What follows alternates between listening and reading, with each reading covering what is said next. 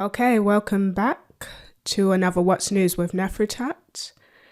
There's just so much going on in the world right now. To be honest, I was feeling overwhelmed with what to talk about because, there's just so much going on. But something I do want to shine a light on is what's going on in Congo, because I don't feel it's been spoken about enough, especially in mainstream media. Mm-hmm. But, the good thing about social media is people can literally make videos from their homes and they circulate. So I've been seeing it a lot more on social media. Mm-hmm. So that is a positive thing. But I want to talk on that. So let me just read this right up. Congo is currently going through a silent Holocaust. Millions of people are being killed so that the Western world can continue to benefit from its natural resources. Congo has the world's largest reserve of coltan. Coltan is a critical mineral needed for electronic devices, aerospace, and the innovation of technology. Western countries, such as the US, UK, France, etc., have been providing financial and military aid to Uganda and Rwanda to invade regions filled with coltan reserves. As they invade, millions of people are killed.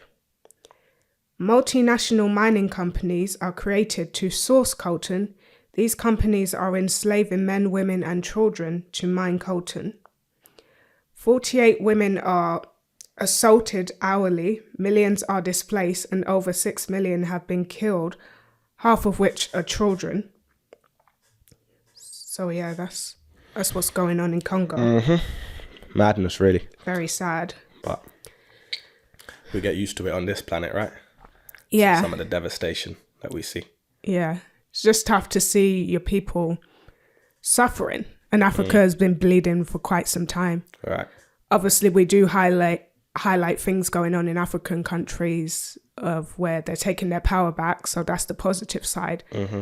But still, this stuff is going on. So we still have to speak on that and make people aware that it's going to take time for Africa to recover from what it's gone through. A lot of it is historical colonialism. Mm-hmm. With Congo, it goes back to Belgium historically. If people research that, I think King Leopold II, he was running a similar regime of forced labor on men, women, and children, and they, violence was done upon them. They were being mutilated, forced to work.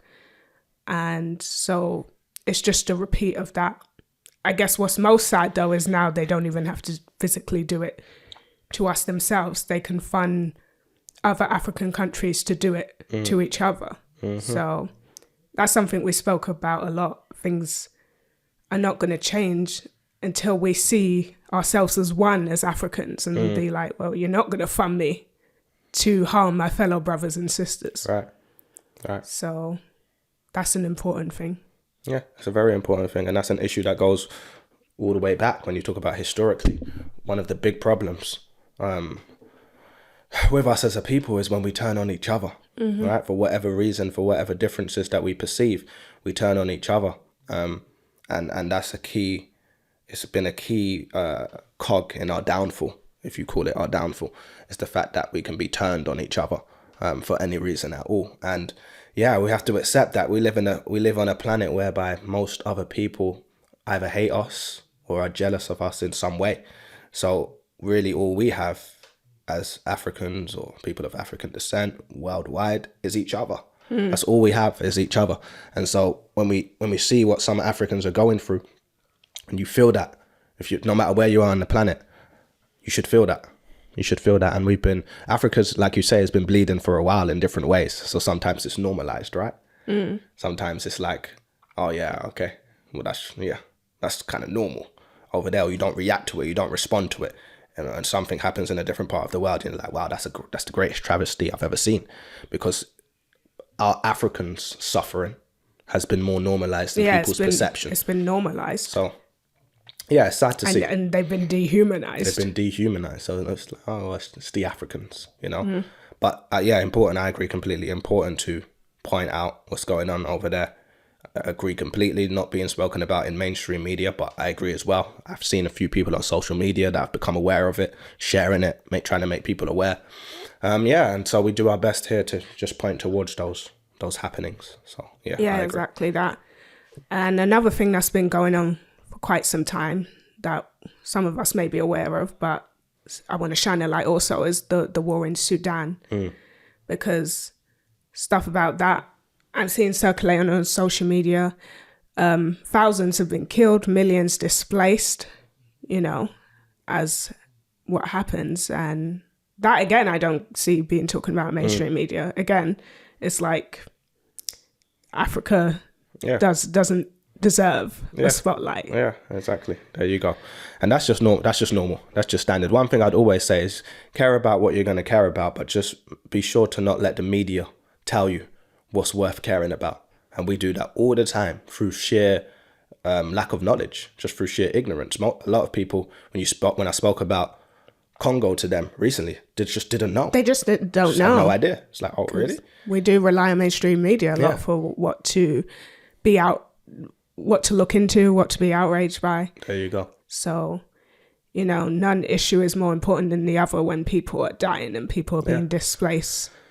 Exactly that. It's important we let Africa know we stand with them, basically. Yeah, most definitely. Definitely. And that's been happening for too many years. So we have to, one thing that we have to acknowledge and accept is that the media do not serve us. When you accept that, then you do what has to be done. So we still sometimes live in a sort of hybrid mentality where we're like, I can rely pretty much on the media to tell me what's going on, even if I don't believe them completely. And then some people just believe blindly. You can't rely on the media at all. Do your own research, look into things, find out what's going on the planet, because otherwise you are being told what to care about, literally, and who to care about, and how much empathy to show for a particular group of people and how much to show for a different group of people. And so inform yourself. We have to inform ourselves. So, yeah. Exactly that. Yeah, so pretty much that's what's going on with that. So I wanted to shine a light on what's not spoken about as much. And I encourage people to get out there, research historically what has happened and what's happening right now. And, even something as simple as a post or reposting stuff gets people aware. Because I think it's particularly important to speak about what's going on in Africa as well. Yeah. Because it's not getting spoken about. Exactly, because they don't speak about it. And as Africans or people of African descent, which to me is the same thing, we have to.